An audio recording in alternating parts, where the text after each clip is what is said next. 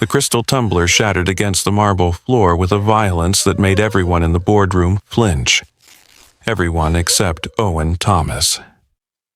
His gray eyes remained fixed on me, cold as winter steel, as amber liquid pooled around glittering shards. 3 years I had worked for him. 3 years of 16-hour days and unspoken devotion. And now this single mistake had unraveled everything in the span of 30 seconds. My hands trembled as I stared at the financial projections scattered across the mahogany table. The wrong file. One simple error, and I'd revealed Owen's true assets to the Volkov family instead of the carefully crafted fiction his accountants had prepared. I watched the Russian's eyes light up with predatory interest before Owen smoothly recovered, but the damage was done. "Ms. Simard," his voice cut through the tense silence like a blade through silk, each word measured and deliberate. Not Chloe, as he'd called me last week when we'd worked late into the night, his jacket draped over my shoulders against the office chill. Not Chloe, as he'd murmured 3 months ago when his hand had lingered on mine during a document exchange, his thumb brushing my knuckles in a touch that had made my breath catch. Just Ms. Simard, formal, final. "You're dismissed, effective immediately." The words landed like physical blows. I'd seen Owen destroy men for far less, had typed the orders myself, arranged the meetings where such decisions were made.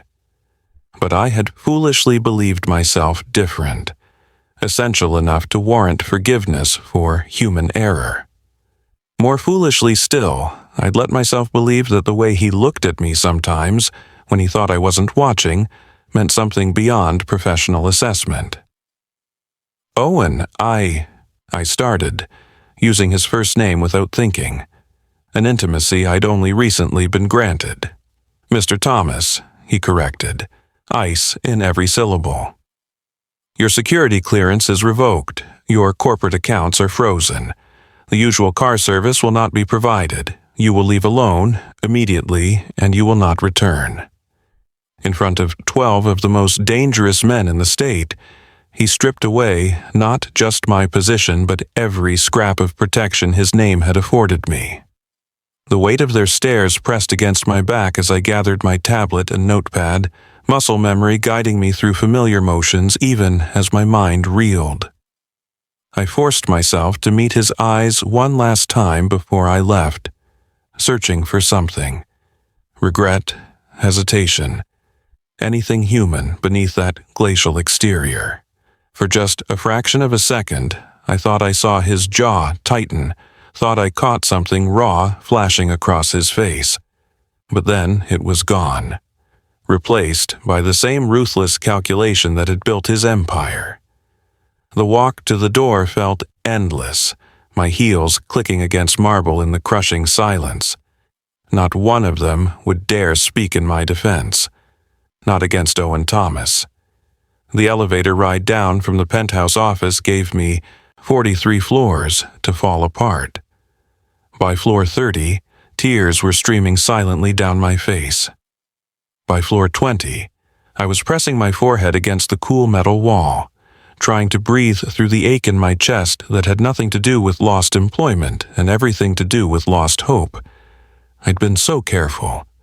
3 years of maintaining perfect professionalism while my feelings grew like ivy, wrapping around my heart until I couldn't distinguish between admiration and something far more dangerous.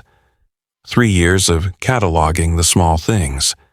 How he took his coffee, black with a single European sugar cube. How he called his mother every Sunday at precisely 3 o'clock.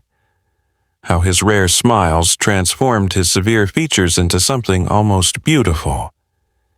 3 years of telling myself that the way he watched me during meetings meant nothing, that his insistence on personally approving my security detail was just good business, that the Christmas gift of an expensive watch had been standard executive generosity, not the intimate gesture my foolish heart had wanted it to be.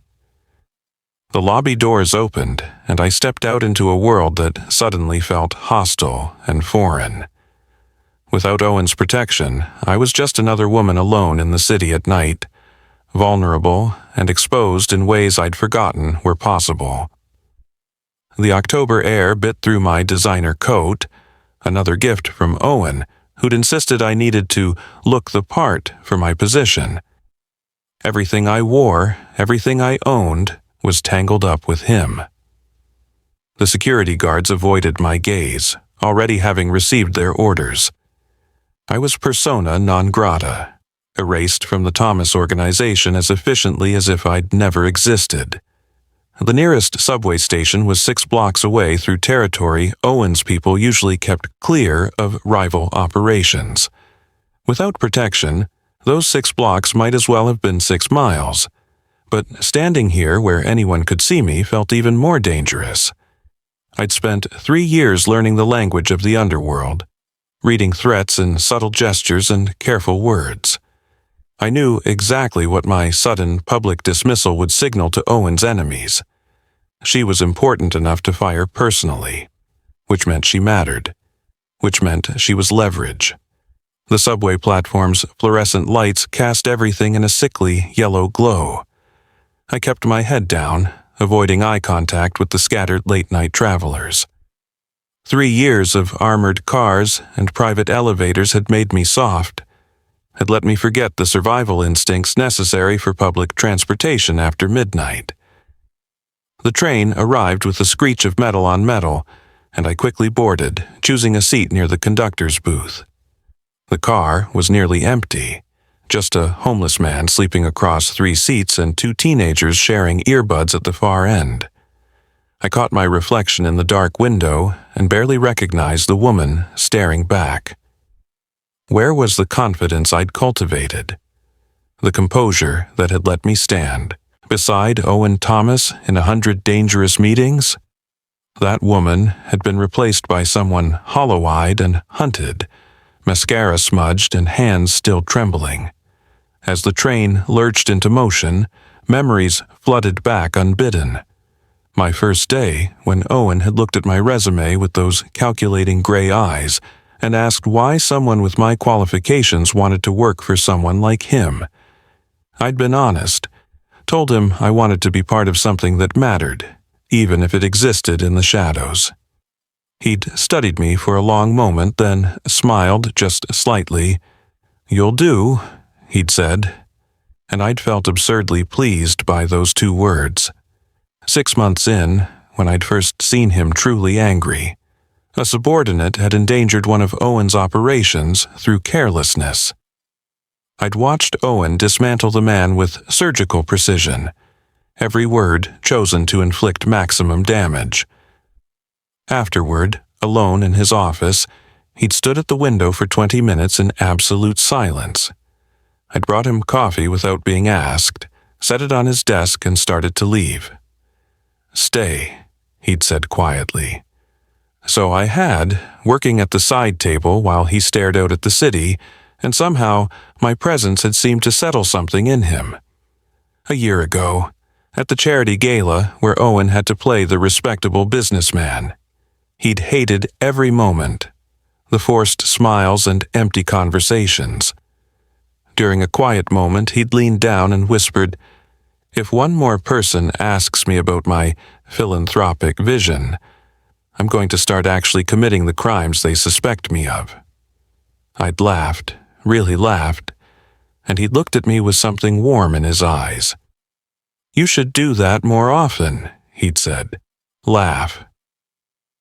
3 months ago, working late on a complex negotiation. We'd been alone in his office, the city lights sprawling beneath us. I'd made a comment about the strategy, and he'd turned to me with genuine interest, asking my opinion, really listening as I talked through the possibilities. The discussion had gone on for over an hour, our chairs drawn close together over the documents, his sleeve brushing mine. When I'd finally looked up, I'd found him watching me with an intensity that had nothing to do with business. My breath had caught. He'd leaned forward slightly. Then his phone had rung, shattering the moment, and he'd answered it, his professional mask sliding back into place. Last month, when Marcus Volkov's son had cornered me at another gala, his questions about Owen's operations dressed as flirtation. Owen had appeared within minutes, inserting himself between us with a possessiveness that had raised eyebrows. His hand had settled on the small of my back, a gesture that looked casual but felt like a brand. "Ms. Simard is off limits," he'd said, his voice deadly quiet. Later, I'd overheard him on a call, making it absolutely clear that I was not to be approached again. I'd told myself it was about protecting his assistant, his asset, but my traitorous heart had wanted it to be something more. The train pulled into my stop, jolting me back to the present. I emerged into a neighborhood that felt menacing despite being only 15 minutes from my apartment. Without the familiar black town car waiting at the curb, the streets looked different. Every doorway could hide a threat. Every passing car could carry enemies who'd been waiting for exactly this opportunity. Owen had to know the danger he was putting me in by cutting me loose so publicly, so completely. The question that gnawed at me was whether he simply didn't care anymore. If I destroyed whatever regard he'd had for me with my carelessness, or whether something else was happening that I couldn't see. My apartment building loomed ahead, its lobby lights a beacon in the darkness. Just 50 more feet and I'd be safe behind locked doors. I quickened my pace, keys already in hand, when I noticed something that made my blood run cold. The usually chatty night doorman wasn't at his post. The lobby doors stood open, swaying slightly in the wind. And there, parked across the street with its engine running, was a black sedan with tinted windows that hadn't been there this morning. I forced myself to keep walking, maintaining the appearance of normalcy even as every instinct screamed danger. The elevator was just 20 feet away, 15, 10. The sedan's engine revved slightly and I could feel eyes tracking my movement. 5 feet from the elevator, my phone vibrated with an incoming text from an unknown number. "Don't go upstairs. They're already there." My finger hovered over the elevator button as my mind raced. Who sent this? One of Owen's people, watching me despite the dismissal? Or someone else entirely, playing a more complex game? The sedan's doors opened. 2 men emerged, their faces obscured by shadow, but their intent clear in their purposeful stride toward my building. I made my decision in the space between heartbeats and jabbed the elevator button. The doors opened immediately, too immediately, as if someone had been holding it, and I stumbled inside, hitting the button for my floor repeatedly as the men broke into a run. The doors closed just as they reached the lobby. Through the narrowing gap, I saw one of them pull out a phone, speaking rapidly in Russian. The elevator began its slow climb to the 15th floor, and I realized with perfect clarity that my dismissal had been only the beginning. The real game was just starting, and I was now a player without protection, without resources, and without any idea who was really pulling the strings. But as the floors ticked by, another realization settled over me. Someone had warned me. Someone was still watching, still protecting, even if they couldn't do it openly.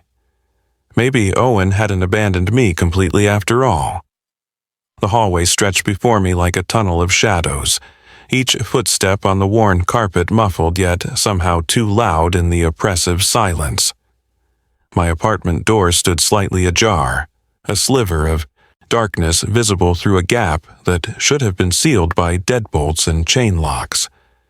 My hands shook as I pushed the door open wider. The wood around the frame showed no signs of forced entry, no splintered edges or twisted metal. Whoever had done this possessed either my keys or the skills to bypass security as easily as breathing. The living room that greeted me was wrong in every possible way. Not ransacked or destroyed, but simply empty. as if I had never lived there at all. The cream-colored walls bore rectangular patches where my pictures had hung, slightly darker than the surrounding paint.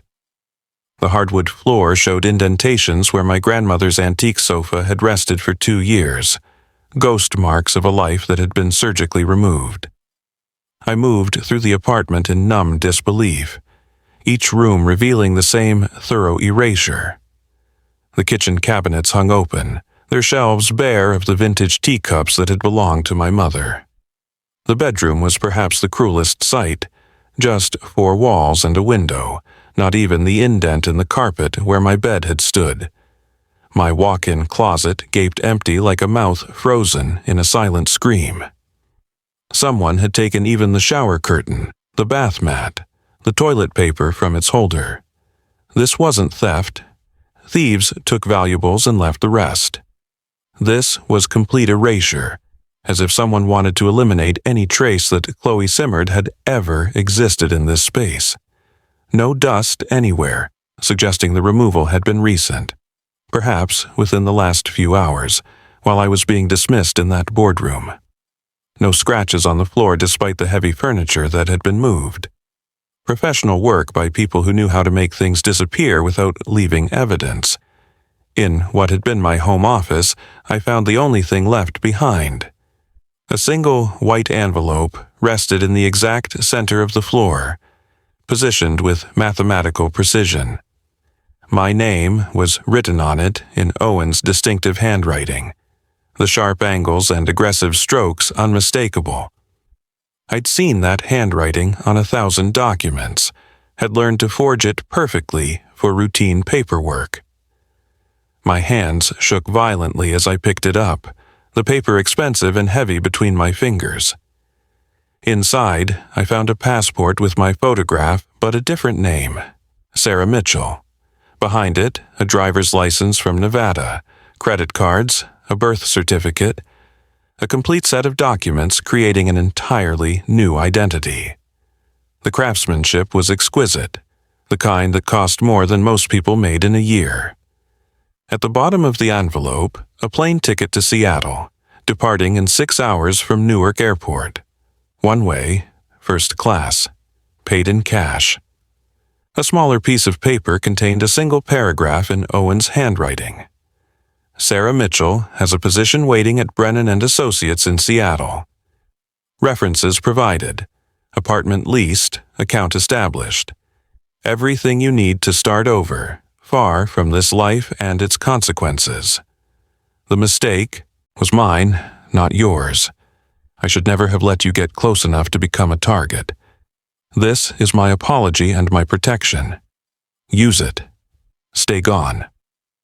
Oh, I sank to the floor, my legs unable to support my weight. The clinical tone, the careful planning, the complete removal of my existence, it all spoke to preparation that had been in motion for weeks, maybe months. Owen hadn't simply fired me tonight on impulse. This had been orchestrated, every detail considered. But why? The obvious answer was protection.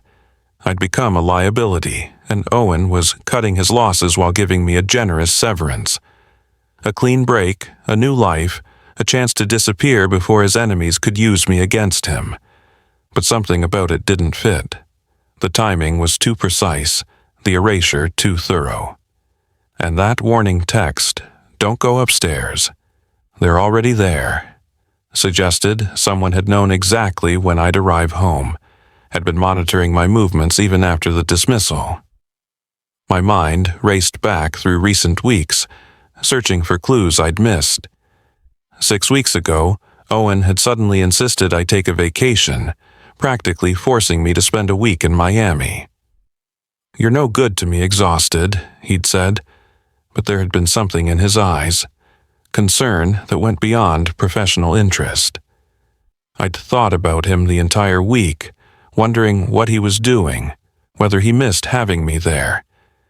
When I'd returned, he'd seemed relieved, though he'd hidden it quickly. What had happened during that week? What threats had emerged that he hadn't wanted me to witness? Then there was the incident 3 weeks ago with Marcus Volkov's son at the charity gala. The younger Volkov had cornered me during cocktail hour, and Owen had appeared so quickly, it was as if he'd been watching, waiting. The possessiveness in his touch, the deadly quiet warning. At the time, I'd let myself imagine it was jealousy. But maybe it had been fear. The Calabrese family had been even less subtle, their messenger showing up at my coffee shop, sitting at my usual table, ordering my usual drink. When I'd reported it, Owen's face had gone completely still, the kind of stillness that preceded violence. The next day, that coffee shop had suffered a kitchen fire and closed indefinitely. And then there was the protection detail I'd noticed 6 weeks ago. I'd thought I was imagining it at first. The same car appearing in different locations, the man reading a newspaper outside my building each morning.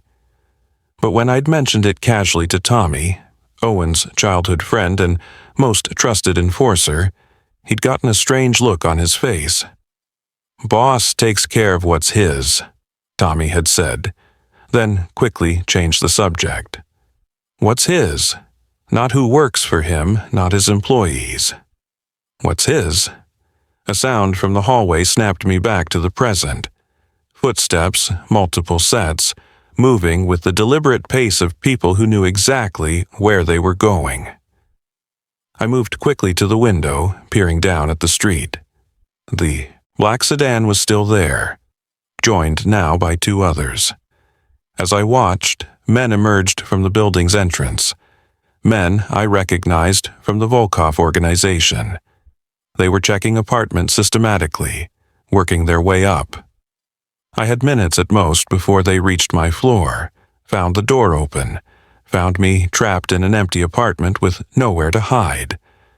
The plane ticket seemed to pulse with urgency in my hand. 6 hours until departure. At least an hour to reach Newark from here.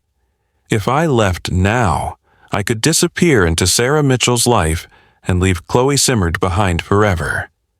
That's what Owen wanted.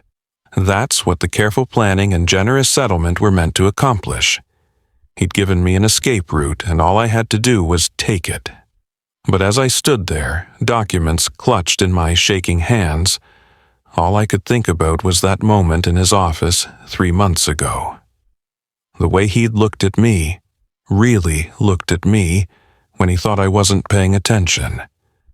The way his hand had lingered on mine. The way he'd leaned forward, his lips parting as if he was about to say something that mattered, before his phone had interrupted. I'd spent 3 years learning to read Owen Thomas. His moods, his tells, the subtle shifts in his expression that indicated pleasure or displeasure. And what I'd seen in that boardroom tonight, beneath the ice and dismissal, was something I'd never seen in him before. Fear. Not for himself. Owen Thomas didn't fear for himself, but fear for someone. The kind of fear that made a man burn his own world down to save one person from the flames. The footsteps in the hallway were getting closer now. I could hear voices speaking Russian, discussing apartment numbers. My phone buzzed. Another text from that unknown number. Fire escape. East side. Go now. I made my decision in the space between heartbeats. The plane ticket and documents went into my purse, but instead of heading for the front door, I moved to the window. The fire escape was rusted but solid, a route I'd never considered before but now seemed like providence. As I climbed through the window, I heard my apartment door crash open, voices shouting in Russian and English. They'd find the apartment empty, find no trace of Chloe Simard, exactly as Owen had planned. But Owen hadn't planned on my stubborn refusal to run without understanding why. He hadn't counted on 3 years of studying him teaching me to see through his masks, and he certainly hadn't anticipated that somewhere along the way I'd fallen hopelessly, completely in love with him, and I'd be damned if I'd leave him to face whatever threat this was alone. The alley was dark and narrow, filled with dumpsters and the detritus of city life. I could hear shouts from above as the Russians discovered my escape route. But I was already moving, my heels clicking against wet pavement as I headed not for the airport, but toward the one place I knew Owen would be. The Meridian Club. His private sanctuary, where he went when he needed to think, to plan, to hide. He'd tried to save me by erasing me, by sending me away to a new life he'd carefully constructed. But in doing so, he'd underestimated something crucial. I knew him. Really knew him, in a way that went beyond professional observation. I'd spent 3 years cataloging every detail, not because it was my job, but because I couldn't help myself. And I knew, with absolute certainty, that Owen Thomas was in danger. The kind of danger that made him willing to sacrifice his own happiness, however small and unacknowledged that happiness might have been, to ensure my safety. He'd let me go to save me. Now I had to save him, whether he wanted me to or not. Wait, don't leave yet. Chloe is racing back to save the man she loves, but will she reach Owen in time? Will he push her away again, or finally admit what he feels? If you're hooked on this story, hit that subscribe button so you never miss an update. Also, drop a comment below and tell me, where are you watching from? Team Owen or Team Chloe should run? What do you think happens when she confronts him? Let's build a community of romance lovers. Your comments fuel my writing, and I read every single one. Now, back to the story. You're not ready for what happens next. The Meridian Club occupied the top 3 floors of a building that officially didn't exist on any city planning documents, its entrance hidden behind the facade of a failing bookstore. I stood across the street in the shadow of a shuttered newsstand, watching the subtle signs of activity that most people would miss. The homeless man, who wasn't actually homeless, positioned perfectly to observe all approaches. The taxi that had been idling for 20 minutes without picking up a single fare. The 2 women in evening wear who'd been smoking the same cigarettes for the past 10 minutes, their eyes constantly scanning the street. Security was tripled tonight, maybe quadrupled. Whatever Owen was dealing with, it was serious enough to warrant a small army. My phone buzzed again. That same unknown number. Service entrance. Parking garage. Guard's name is Marcus. My mysterious guardian angel seemed to know an awful lot about Owen's operation. That should have been concerning, but right now I was grateful for any help I could get.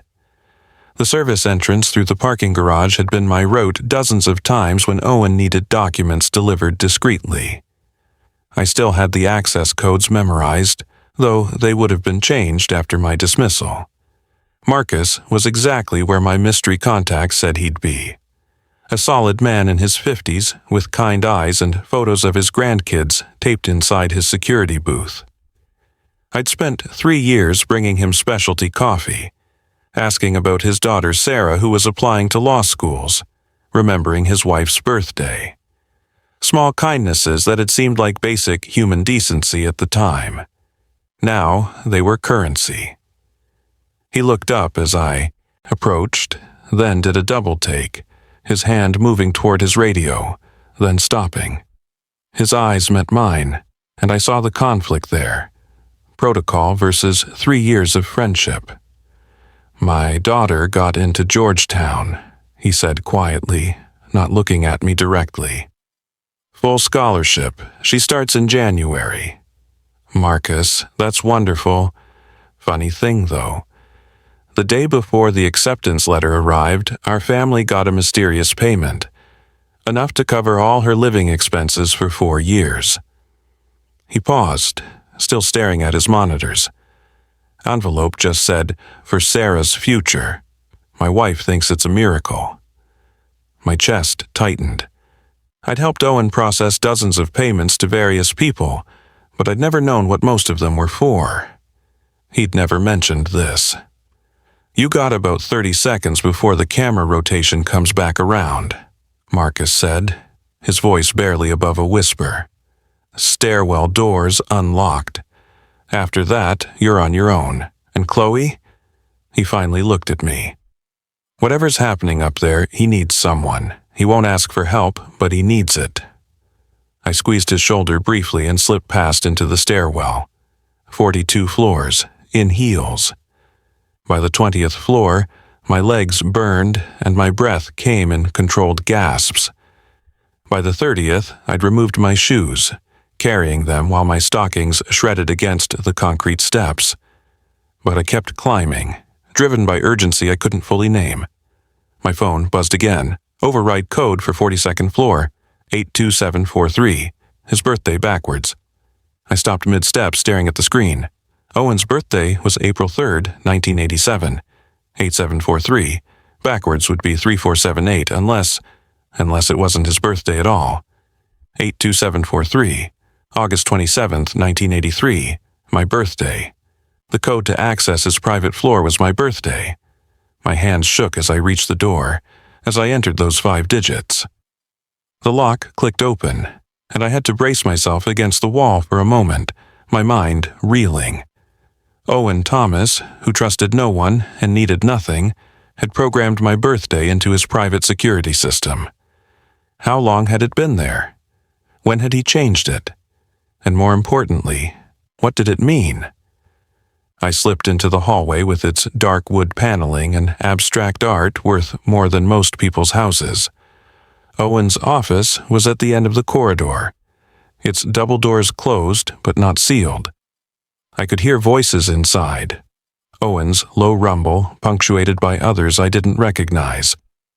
The conversation was tense, negotiations that sounded more like demands. I crept closer until I could make out individual words.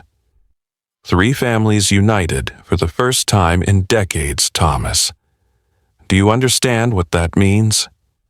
It means you're desperate. Owen's voice was calm, controlled, but I could hear the steel underneath. United fronts never last. You'll be at each other's throats within a month. Maybe, but we'll have already carved up your territory by then, unless you give us what we want. I've told you. I don't know where she is. I fired her and sent her away. That's the end of it. They were talking about me. We don't believe you. A different voice, accented, Italian maybe. We've been watching you for months, Thomas, the way you look at her. The protection details you assigned, the coffee shop that mysteriously burned down after we made contact. You don't do that for a mere assistant. Then you've wasted months watching the wrong thing. Owen's voice was flat, emotionless. She was useful. Now she's not. I've moved on. Prove it. The first voice again. Let us question her. If she truly means nothing, you won't care what happens. Silence. I held my breath, pressed against the wall, my heart hammering. No. The single word from Owen carried absolute finality. No? A laugh, sharp and cruel. So she does matter. Thank you for confirming. She was loyal for 3 years. I don't throw away tools that served me well just because they're no longer useful. She's gone, she's not coming back, and you won't find her. This conversation is over. I don't think so. The sound of multiple safeties clicking off. See, we figured you'd say something like that, which is why we've already grabbed her. She's probably being loaded into a van as we speak. My blood turned to ice. You're lying. But I could hear something new in Owen's voice, the barest edge of panic. Am I? Your man Marcus in the parking garage just let someone matching her description into the building about 20 minutes ago. Sentimental old fool. We've had cameras on the service entrance for weeks. Oh, God. Marcus. They'd been watching, waiting, and I'd led them right here. But here's the thing, Thomas. The voice turned contemplative. We don't actually want her. We want you, on your knees, broken. And the best way to break a man like you? Make him watch someone he cares about suffer because of his pride. If you touch her, you'll what? You're surrounded. Your empire is crumbling. Your secrets are exposed. Face it, you've already lost. The only question now is how much blood gets spilled before you accept it. I couldn't wait any longer. Every instinct screamed that this was about to turn violent, that Owen was outnumbered and outgunned, and that I was the leverage they planned to use against him. I pushed through the doors. The scene that greeted me was worse than I'd imagined. Owen stood behind his desk, blood running from a cut on his temple, his usually immaculate suit torn at the shoulder. 4 men surrounded him, all armed, weapons raised and ready. 6 eyes swiveled to me, 4 predatory, 2 horrified. "Chloe, no!" Owen's voice broke on my name. More emotion in those 2 words than I'd heard from him in 3 years. Well. The apparent leader smiled, an expression that didn't reach his eyes. Looks like Marcus was working for us after all. Come in, Miss Simard. We've been expecting you. Everything happened at once. Owen moved, grabbing something from under his desk. The nearest gunman turned toward me. I threw my shoes at his face, the heel catching him in the eye. Someone fired, the shot going wide and shattering the window behind Owen's desk. Owen vaulted over the desk with a grace that shouldn't have been possible for a man his size, tackling the shooter closest to me. They went down in a tangle of limbs and I heard something crack. Bone or furniture, I couldn't tell. "Run!" Owen roared at me, even as he fought off 2 men at once. But I couldn't run. Wouldn't run. Not again. Not when he was fighting for his life because of me. I grabbed the heavy crystal decanter from the side table and swung it at the nearest attacker. It connected with his temple with a sickening thud, and he dropped like a stone. The decanter shattered in my hands, but I barely felt the glass cutting into my palm. More shots, someone screaming, the acrid smell of gunpowder filling the air. Through it all, Owen fought with a desperate efficiency I'd only heard about in whispers. He'd built his empire on intelligence and negotiation, but underneath the civilized exterior was someone who'd clawed his way up from nothing, who knew violence intimately, but 4 against 1 were impossible odds. I saw it happen in slow motion.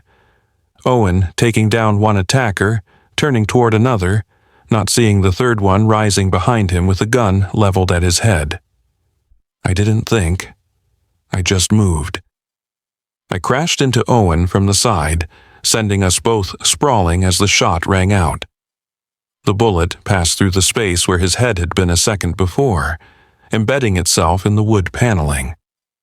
We hit the floor hard, Owen's body cushioning my fall. For a moment we were pressed together, his arms instinctively wrapping around me, protecting me even as I'd just saved him. Our eyes met. His were wide with fear, not for himself, never for himself, but for me. I saw everything in that look, all the feelings he'd been hiding, all the care he'd disguised as professional interest. "You stupid, stubborn woman," he breathed. "I sent you away to keep you safe. I know.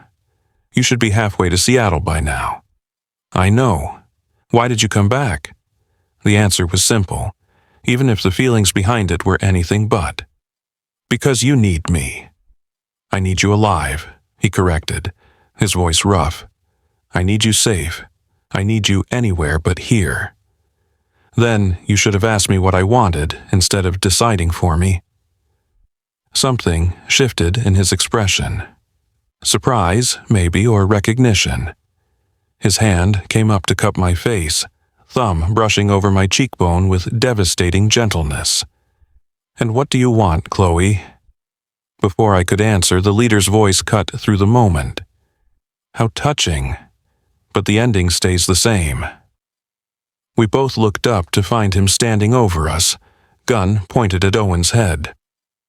The other two attackers were down, unconscious or dead, but this one had waited, watched, let us have our moment before taking it away. "Any last words?" he asked, cocking the gun. "Just one," I said, and pressed the panic button on the watch Owen had given me last Christmas. The watch I'd thought was just an expensive gift. The watch that, I now realized, had been so much more.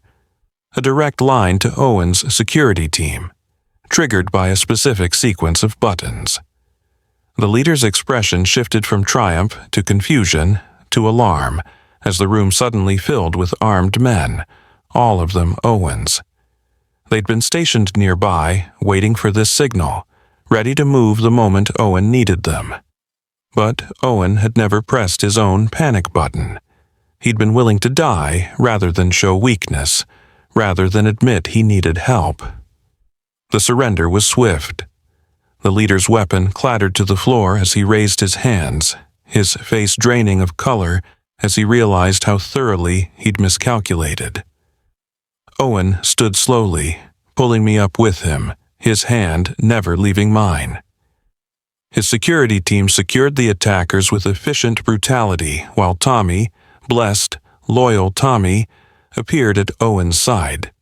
"About damn time," Tommy muttered, eyeing the blood on Owen's temple. "Thought you were going to let pride get you killed before pressing that button." "I didn't press it," Owen said quietly, looking at me. "She did." Tommy's eyes widened, then a slow smile spread across his face. "Well then, guess she's smarter than both of us." The cleanup took hours. Statements given, bodies removed, police paid off or intimidated into looking the other way. It was nearly dawn when Owen and I finally found ourselves alone in his private office, the broken glass swept away, the bullet holes already being patched.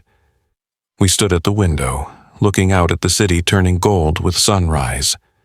Neither of us had spoken since the attack, but the silence felt different now, charged with everything we hadn't said, everything that had been building for 3 years. "The passport," Owen finally said, his voice quiet. "The new identity. It was real, Chloe. You could still go, should go. This life, it's not safe. It's never going to be safe.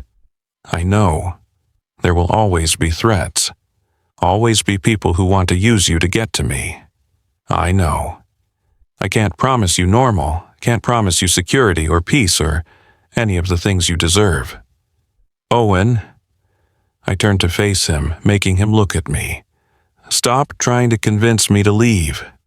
His jaw tightened. "You don't understand." "Yes, I do. You're scared. The great Owen Thomas, who fears nothing, is terrified because you care about me, and that makes you vulnerable." I stepped closer, close enough to feel the heat radiating from his body. "But here's what you don't understand. I've been scared for 3 years. Scared that you'd never see me as more than an assistant. Scared that these feelings I have would destroy our working relationship. Scared that I was imagining every lingering look, every protective gesture, every moment when I thought maybe, just maybe, you felt something too." His breath caught, his eyes searching mine with an intensity that made my knees weak. "I'm not asking for safety, Owen. I'm not asking for normal. I'm asking you to stop pushing me away because you think it's what's best for me. Let me decide what I want. Let me choose this, choose you, with full knowledge of what it means. Chloe." My name on his lips sounded like a prayer and a curse all at once. "You have no idea what you're asking. Then tell me. Stop protecting me from the truth and just tell me." For a long moment he said nothing. Then, slowly, carefully, as if the words were being pulled from somewhere deep inside him, he spoke. "I fell for you the first day you walked into my office." His voice was raw, stripped of all pretense. You stood there in your interview suit, too qualified for the position, and you looked me straight in the eye and told me you wanted to be part of something that mattered. Everyone else who comes through that door wants money or power or protection. But you wanted purpose, and I thought, this woman is going to ruin me. My heart hammered against my ribs. I told myself it was just attraction, that it would fade. But every day you understood me a little better, anticipated my needs, read my moods. You saw past the reputation and the violence to something I thought I'd killed years ago. The person I might have been if life had been different. He ran a hand through his hair, a gesture of frustration I'd seen 100 times but never understood the depth of. And then I realized I was in love with you, and that made you the most dangerous weapon anyone could ever use against me. Owen. 6 weeks ago, I got credible intelligence that 3 families were planning to unite against me. The reason? They'd all independently identified you as my weakness. Someone had been feeding them information, documenting every time I looked at you too long, every security measure I implemented to keep you safe, every threat I neutralized before you even knew about it. His hands clenched into fists at his sides. I had a choice. Risk your life by keeping you close, or break both our hearts by sending you away. The answer seemed obvious. So you fired me, I said softly, erased my entire existence, gave me a new life. I gave you freedom, he corrected. Freedom from this world, from me, from the constant danger that comes with being associated with Owen Thomas. That apartment in Seattle? It's real, the job, the references, the bank account, all of it. You could have a normal life, Chloe. Meet someone who doesn't have blood on his hands. Someone who can take you to dinner without checking for snipers. Someone who can promise you tomorrow without wondering if it's a lie. And what about what I want? My voice came out stronger than I felt. You made this grand gesture, this sacrifice without ever asking if it's what I wanted. Did it ever occur to you that maybe I don't want normal? That maybe I fell in love with you exactly as you are? Dangerous and complicated and impossible? His eyes widened. You... what? I love you, Owen. The words tumbled out, 3 years of suppressed emotion finally breaking free. I've been in love with you for so long I can't remember when it started. Maybe it was that night you let me stay in your office when you needed someone, even though you'd never admit you needed anyone. Maybe it was when you remembered my coffee order after I mentioned it once in passing. Maybe it was the first time you smiled at me, really smiled, and I saw the man underneath the monster everyone else sees. I moved closer, until there was barely any space between us, until I could see the silver flecks in his gray eyes and count the shadows beneath them from too many sleepless nights. You think sending me away was protecting me? It was killing me. Every mile between us would have been agony, knowing you were here facing threats alone, knowing I could have stood beside you, but you didn't trust me enough to let me choose. It's not about trust. Yes, it is. You don't trust that I'm strong enough to handle this life. You don't trust that I know my own mind. You don't trust that my love is real enough, deep enough, to weather what's coming. I placed my hand over his heart, feeling it thunder beneath my palm. But I've spent 3 years in this world, Owen. I know exactly what it costs, and I'm telling you right now that I choose it. I choose you. Stop trying to save me from the only thing I've ever really wanted. His hand came up to cover mine, pressing it more firmly against his chest. You're going to get hurt, he said hoarsely. Everyone I care about gets hurt eventually. Then I'll get hurt. But I'll be hurt next to you, not thousands of miles away, wondering if you're still alive. I looked up at him, willing him to see the certainty in my eyes. I've spent 3 years as your assistant, learning from you, becoming someone stronger because of you. You taught me to read threats, to think strategically, to never show weakness. Did you really think I'd use those skills to run away? Something shifted in his expression. The last wall crumbling, the final defense falling away. God, Chloe, do you have any idea how much I want to be selfish? To keep you, even knowing how dangerous it is? Then be selfish, I whispered. For once in your life, take something for yourself instead of sacrificing it for the greater good or the strategic advantage. I'm standing here telling you I love you, telling you I choose this life with full understanding of what it means. Stop pushing me away and just let me in. For a moment, he just stared at me, and I could see the war waging behind his eyes. Duty versus desire, protection versus possession. Then something broke, and he pulled me against him with a force that stole my breath, his arms wrapping around me like I was the only thing anchoring him to earth. I love you, he said against my hair, the words rough and unpracticed. God help us both, but I love you so much it terrifies me. I tilted my head back to look at him, and what I saw in his face made my heart ache. Love and fear and desperate hope all tangled together. Then stop being terrified and kiss me already. A ghost of a smile touched his lips, demanding, even now. You wouldn't have it any other way. No, he agreed, his hand coming up to cup my face with devastating gentleness. I wouldn't. When his lips finally met mine, it felt like coming home and catching fire all at once. 3 years of tension, of stolen glances and careful distance, of wanting and denying, all of it ignited in that single point of contact. His kiss was nothing like I'd imagined during all those lonely nights. It was better, more intense, more consuming, more right than anything I'd ever experienced. I wound my arms around his neck, pressing closer, and he made a sound low in his throat that sent heat spiraling through me. His hands moved to my waist, then my back, as if he couldn't quite believe I was real, that I was here, that I was his. When we finally broke apart, both breathing hard, he rested his forehead against mine. There's no going back from this, he warned. Once you are mine, I won't let you go.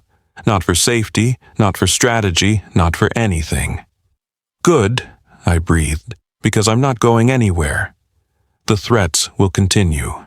My enemies will use you to get to me. Then we'll face them together. This life, it's going to be hard, Chloe, harder than you can imagine. I know. I pulled back just enough to meet his eyes, but I'd rather face hard with you than easy with anyone else. He studied me for a long moment, then nodded slowly, acceptance finally settling over his features. Okay. Okay? Okay, you win. You're not going to Seattle. You're staying here with me, and we're going to figure this out together. His hand traced the line of my jaw with reverent gentleness. But I have conditions. Of course you do, I said with a small smile. You train. Properly. Self-defense, weapons, tactical thinking. If you're going to be in this life, you need to be able to protect yourself when I can't. Agreed. You listen when I tell you something is too dangerous. I promise to explain my reasoning, but if I say you need to stay back, you trust that I have good reason. As long as you trust me to tell you when I think you're being overprotective instead of strategic. A real smile crossed his face, transforming his severe features. Fair enough. And third. He paused, his expression turning serious again. You don't lie to me about how you're feeling. This life takes a toll. If it becomes too much, if you need out, you tell me. No brave faces, no pretending, complete honesty. I can do that, I said softly. on one condition of my own. Name it. You stop trying to protect me from your world. I'm part of it now. That means I see all of it, the violence, the decisions, the moral compromises. You don't get to shield me from the ugly parts while keeping me in the beautiful ones. All or nothing, Owen. He studied me for a long moment, then nodded. All or nothing. He pulled me close again, his lips brushing my temple. I'm still terrified I'm going to get you killed. You won't. We're smarter together than apart. You know that. I do, he admitted. You've saved my life twice tonight. Once by warning me through that panic button, and once by refusing to let me sacrifice myself for your safety. I'm starting to think you're better at this than I am. I laughed softly. I learned from the best. No, he said, tilting my chin up so I had to meet his eyes. You were always this strong. I just gave you the tools to show it. The morning light painted Owen's office in shades of gold, making the destruction from the previous night look almost beautiful. We'd spent the past 2 hours on the couch, talking through everything. The threats that remained, the reorganization that needed to happen, the truth about who'd been feeding information to his enemies. It turned out the traitor had been Anthony Russo, Owen's logistics coordinator. Not out of any personal vendetta, but simple greed. He'd been selling information to the highest bidder for over a year. Owen's security team had him in custody now, and his fate was sealed. But that was business, handled with the cold efficiency I'd come to expect. What mattered more was what came after. The plans we made together, as partners rather than boss and assistant. So, Owen said, his arm draped around my shoulders, my head resting against his chest, where I could hear his heartbeat, steady and strong. We need to discuss your new position in the organization. I tilted my head to look at him. My new position? You can't be my assistant anymore, not after everything that's happened. He smiled slightly. Besides, you've proven yourself capable of much more than scheduling meetings and managing my calendar. What did you have in mind? Partner, he said simply. In every sense of the word. You know my operations inside and out. You understand the strategic thinking behind every decision. And more importantly, the people in this organization respect you. They've seen your loyalty, your intelligence, your courage. His hand traced idle patterns on my shoulder. I want you beside me, not behind me. Equal voice in decisions, equal stake in outcomes. The other families won't like that, I pointed out, a woman in a position of power. Then they'll learn to adjust, or they'll be replaced by people who can. His tone left no room for argument. You've earned this, Chloe, and frankly, I need you. Last night proved that I make dangerous decisions when I'm trying to protect you from a distance. Better to have you where I can see you, where we can protect each other. I sat up, turning to face him fully. You're serious. Completely. He took my hand, lacing our fingers together. I've spent my entire adult life building this empire, alone, never trusting anyone completely, never letting anyone close enough to matter. And look where it got me. Isolated, vulnerable, nearly killed because I tried to do everything myself. His thumb stroked over my knuckles. I don't want to do this alone anymore. I want you beside me, in business and in life. In life? My heart started racing again. I'm not good at this, he admitted, a hint of vulnerability showing through. The relationship thing. I've spent so long being alone that I don't know how to be anything else, but I want to learn. With you. I leaned forward and kissed him softly. We'll figure it out together. Just like everything else. Together, he agreed, pulling me back against him. I like the sound of that. We sat in comfortable silence for a while, watching the city wake up beneath us. Finally, I voiced the question that had been nagging at me. Owen, why was the override code my birthday? He was quiet for so long I thought he might not answer. Then, I changed it 8 months ago. After that night we worked late and almost... He paused. I realized I was lying to myself about what you meant to me. Trying to maintain professional distance while every instinct I had was screaming that you were mine. The code was a confession, I suppose, one I could make in private, where it wouldn't put you in danger. You've been in love with me for 8 months and never said anything? Longer than that, if I'm honest, but 8 months ago was when I stopped being able to deny it. He pressed a kiss to my hair. Every time I used that code, I thought about you. Reminded myself what I was protecting even if I couldn't have it. My throat tightened with emotion. You're such an idiot.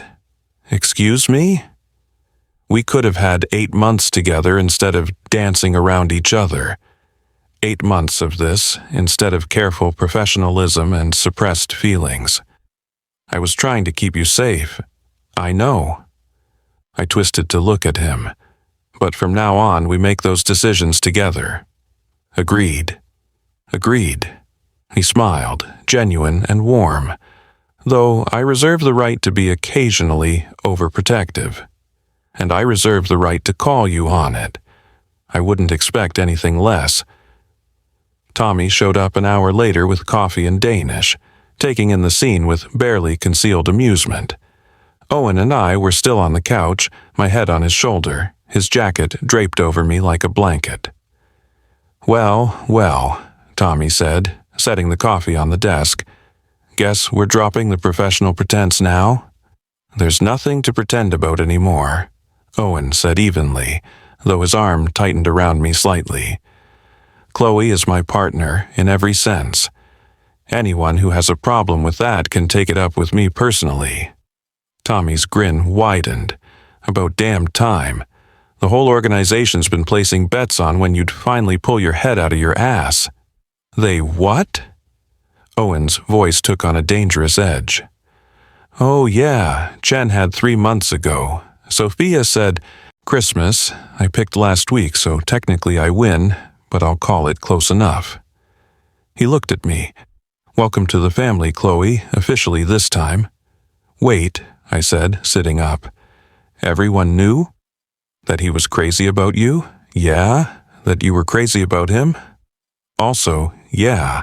Only 2 people in this whole organization who didn't know were you 2 idiots. Tommy grabbed a Danish. Although the dramatic firing and empty apartment thing was a nice touch, very theatrical. Owen had the grace to look slightly embarrassed. I was trying to protect her. By traumatizing her? Bold strategy. Tommy's expression turned more serious. But you did the right thing in the end. Fighting together instead of him trying to be a martyr. That's what we need. Smart leadership from both of you. After Tommy left, Owen pulled me back into his arms. Do you really want this?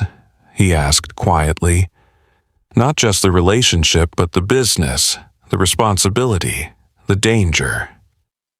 I thought about Sarah Mitchell living peacefully in Seattle. A safe life, a normal life, everything I'd supposedly wanted before I met Owen Thomas. Then I thought about last night, the fear when I'd realized he was in danger, the absolute certainty that I couldn't leave him to face it alone, the rightness of fighting beside him instead of running away. I want this, I said firmly, all of it.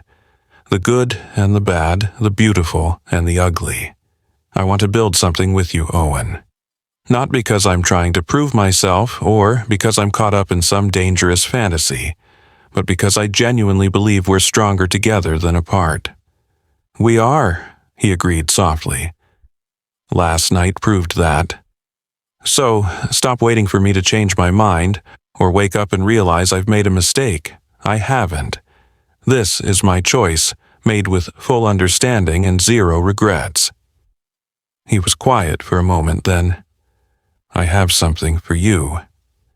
He reached into his desk drawer and pulled out a small box. Inside was a ring. Not an engagement ring, but something more unique. A band of platinum set with a single gray diamond that matched his eyes exactly. "It's not a proposal," he said quickly. "That will come later when we've had time to build this relationship properly. But I wanted you to have something that showed, that declared to everyone who sees it that you're mine, and I'm yours, equal partners in everything." I slipped it on my right hand, and it fit perfectly. "When did you get this?" "6 months ago. Kept it in my desk like an idiot, afraid to give it to you, afraid not to." He smiled ruefully. "Apparently, I've been planning to claim you for a long time, even when I was trying to convince myself otherwise." I kissed him, long and deep, pouring 3 years of suppressed emotion into it. When we finally broke apart, I whispered against his lips, "I love you, Owen Thomas. Your darkness and your light, your violence and your tenderness, all of it. I love you," he said back, the words coming easier now. "My partner, my equal, mine." "Yours," I agreed. "And you're mine. Always." The boardroom was full, Owen's inner circle, plus representatives from 3 other families who'd learned to respect our partnership rather than challenge it. I sat at Owen's right hand, exactly where I belonged, reviewing the territory agreements we'd spent weeks negotiating. 6 months had changed everything and nothing. The threats hadn't disappeared. If anything, they'd intensified as other organizations tested our partnership, looking for weaknesses to exploit. But they found none, because Owen had been right. We were stronger together. I'd trained with the best, could now handle a weapon as easily as I handled negotiations. I'd learned to read threats in body language and casual conversation. I'd stood beside Owen through violence and victory, never flinching, never backing down, and in return, Owen had learned to trust, to share the burden of leadership instead of carrying it alone, to let me see his vulnerabilities without fear that I'd use them against him or think less of him for having them. The life wasn't easy. There were still nights when I woke from nightmares, when the weight of decisions we'd made pressed heavy on my conscience. There were still moments when Owen's protective instincts clashed with my need for autonomy, when we had to negotiate the balance between partnership and his desire to keep me safe. But there were also mornings waking up in his arms, his sleepy smile reserved only for me. Evenings working side by side, the comfortable silence of 2 people who understood each other completely. Moments of laughter and tenderness carved out of a world that dealt primarily in violence and power. As the meeting concluded and people filed out, Owen caught my hand, pulling me back. We were alone in the boardroom, late afternoon sun streaming through the windows that had been replaced after last night's attack. "Come with me," he said, leading me to his private office. Inside, he pulled me close, his hand settling on my waist with familiar possessiveness. "There's something I've been meaning to ask you." My heart started racing. We'd talked about the future in abstract terms, the life we'd build together, the empire we'd grow, the partnership that would last decades. But we'd never discussed specifics, both of us content to let things develop naturally. "Chloe Simard," he said softly, his gray eyes holding mine with an intensity that still made my knees weak. "You've been my assistant, my partner, my salvation. You saved my life, challenged my assumptions, and taught me that trusting someone doesn't make me weak, it makes me stronger." He pulled a small box from his pocket, different from the gray diamond he'd given me months ago. I'm not good at romantic gestures. I'm not going to get down on one knee or recite poetry. But I am going to tell you the truth. I don't want to do this life without you. Not as partners, not as lovers, but as something more, permanent. Something that tells the whole world that you're mine and I'm yours, now and always. He opened the box, revealing a ring that took my breath away. A perfect diamond set in platinum, elegant and understated and absolutely perfect. Marry me, he said simply. Build this empire with me. Grow old beside me. Let me spend the rest of my life proving that choosing me, choosing this life, was the right decision. Tears streamed down my face. Happy tears, overwhelmed tears, tears of absolute certainty. Yes, I whispered. Yes, yes, 1,000 times, yes. He slipped the ring on my finger, then pulled me into a kiss that felt like a promise and a beginning all at once. When we finally broke apart, I laughed through my tears. So, I went from fired assistant to fiancé in 6 months. That has to be some kind of record. You were never just an assistant, he corrected, his thumb wiping away my tears with infinite gentleness.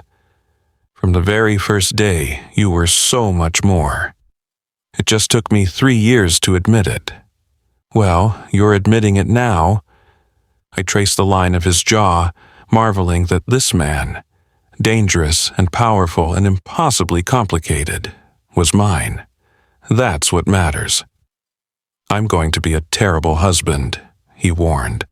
Overprotective, occasionally tyrannical, definitely challenging. And I'm going to be a stubborn wife who calls you on your bullshit and refuses to be sidelined, I countered. We'll drive each other crazy. Probably. He smiled, that rare, genuine smile that transformed his whole face. But we'll do it together. Together, I agreed, and kissed him again. Outside the windows, the city sprawled beneath us, beautiful and brutal in ours. The threats would continue, the dangers wouldn't disappear, and the life we'd chosen would never be easy. But we'd face it all side by side, equal partners in love and war, two people who'd found in each other exactly what they needed. Owen Thomas had tried to send me away to save me, had tried to sacrifice his own happiness for my safety. But I'd come back, fought beside him, and claimed my place at his side. And in doing so, I'd saved us both. Not from the violence or the danger or the darkness of this life we'd chosen, but from the loneliness of facing it alone.